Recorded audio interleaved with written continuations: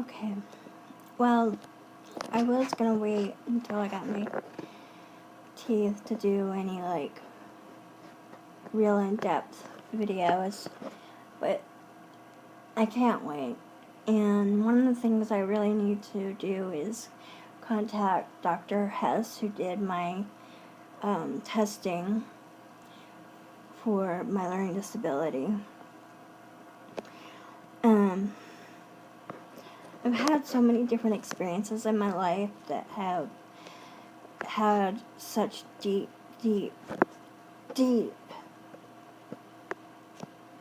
scars in my soul and in my body.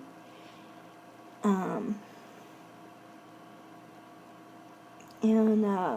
whenever I go through certain situations, I think maybe this is why I went through this, and I need to become some sort of advocate for something. Maybe this is why. Maybe this is why. When you're sexually abused or physically abused, mentally abused, have depression, been bullied, became homeless, adult re-entry education,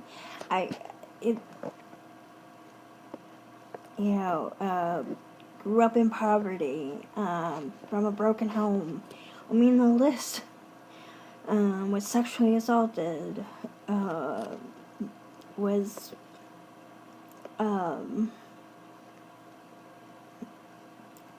sexually propositioned at the age of 9, 11,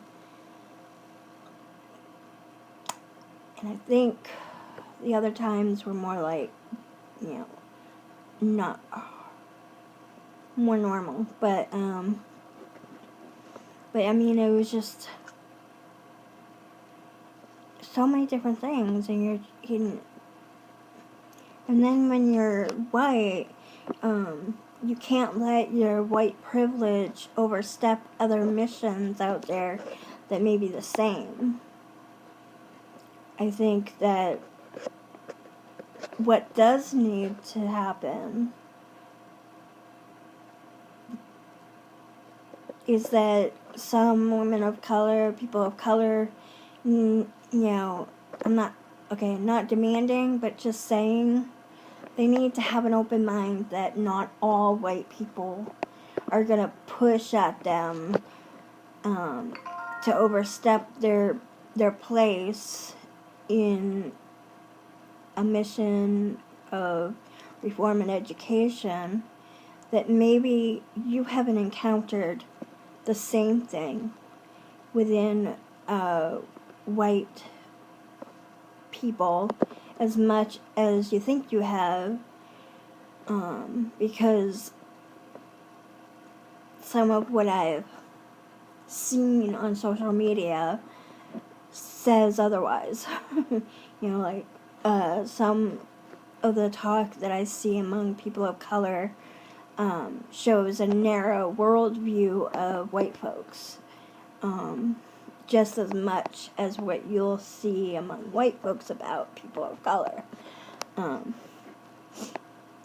In your education is as much about your level of wealth and your parents, what your parents deem important to know. I was learning disabled, but never labeled, because, sometimes you'll find that there are doctors out there or teachers out there that don't like labels. Well, sorry to disabuse you of that notion. If you have a learning disabled student who wants to pursue college, they need that label, they need that certification in order to go to college and to succeed. So,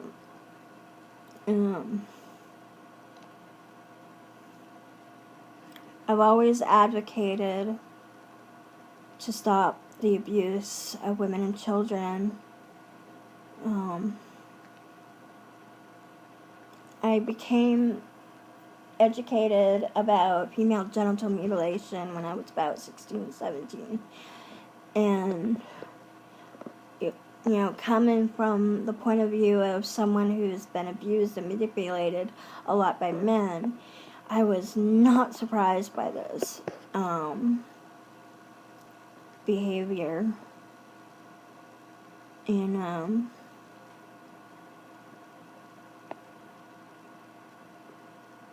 so I've always advocated to stop it, to educate people about it so they can help stop it. And the thing is that, and I've said to people, it's like, there's only so much you can do based on your income, and I always feel so helpless because I don't have that income, even now, to help many people. I mean, sometimes I've given money to people that I see that are homeless.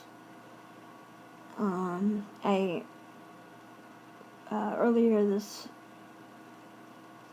what's today, the 9th, when I got paid, I bought a sandwich and a drink for a young man who was homeless.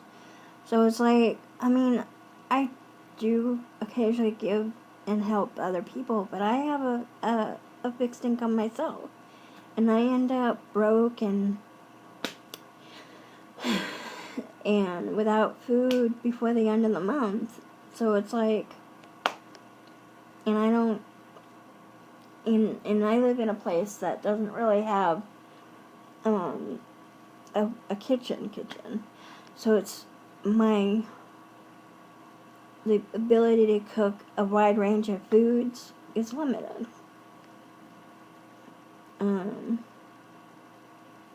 But anyways, trying to figure out your mission in life is difficult when you've had certain barriers throughout your life, whether it's learning disability, income, or race. I'm probably going to get a lot of flack for saying this, but I feel like if you are a person of color, there's more an incentive for you to become a social justice advocate because you know the inequality exists and such. And depending on your ability to access education, a person of color can become a powerhouse and change. So it's like, and I think that's the backlash that us white people have, is like, when we go into social justice, we go at it such a wrong way because we project when we have no right to project.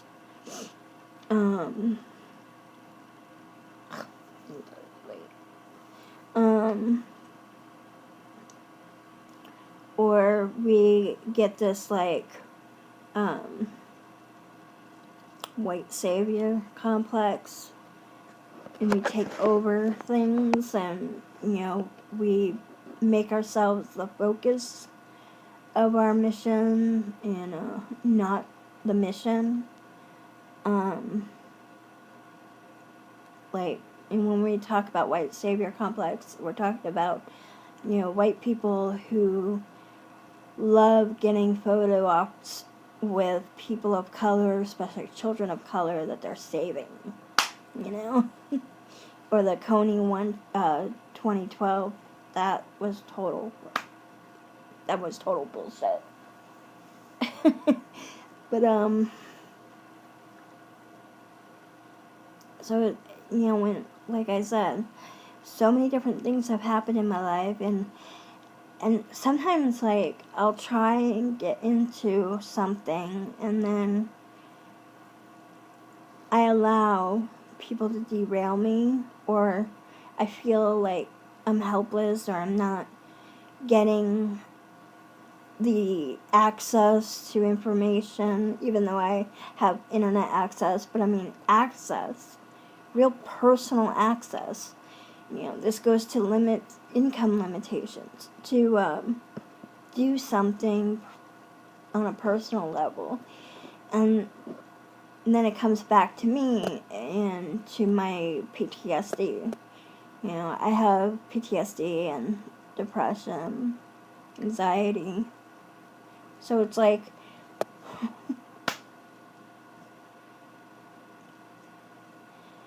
and I think also this desire is a very American thing. We are brought up to believe that if we don't have a purpose in life, we don't have a career or a job, we're useless. We're just useless. And that's not true.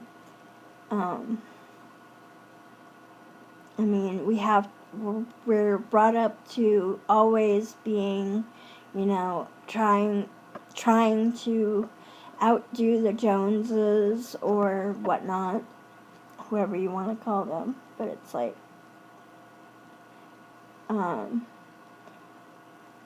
the running joke about school reunions. You always go to the school reunion to show up to the school how well you're doing. Well, now with social media, there's no point in going to school reunions. Everybody knows what everybody's doing, pretty much. But, and that's the depressing part, too, because I'm trying to go to Hawaii to an eco-village to reduce my carbon footprint in a very drastic way. To not only do that, but also heal a lot of the hurts that I've gone through in the last 3.5 years. Having to deal with the trauma of taking care of my dying mother, watching her die, and the way the family reacted towards me and my brother. And I see that as my own personal mission, and I'm trying to raise money for that, and I'm not really getting a lot of good reception on raising money for that, just for a plane ticket. Help cushion the plane ticket for $600 so that once I have all my ducks in a row here in Boston and I can leave, I could buy the ticket. And then I'm trying to raise money for Pulmonary Fibrosis Foundation. My mom died of the complications of a double lung transplant that she had as a result of idiopathic pulmonary fibrosis. And a few people have responded. I need to come up with amount from that I'm going to send to Pulmonary Fibrosis Foundation, and maybe, because it was only $55 and my goal started at $2,000 and I reduced it to $1,000, and nobody's really visiting. Nobody really cares. And I almost feel like it's like, one, it's going through social media. One, people invest in so many different things that it's just one more thing they don't want to deal with. They don't understand the disease, so why? Me is part of the problem, and race. I feel like certain special interest fundraisers get more attention than others. And it's sort of like the whole fundraising thing between the GOP and the Democrats. Everyone knows the GOP makes a lot more money because there's more interest for a lot of the rich people, whereas many of the ground laymen, people who suffer a lot under the GOP, invest in the Democrats. So, I don't know.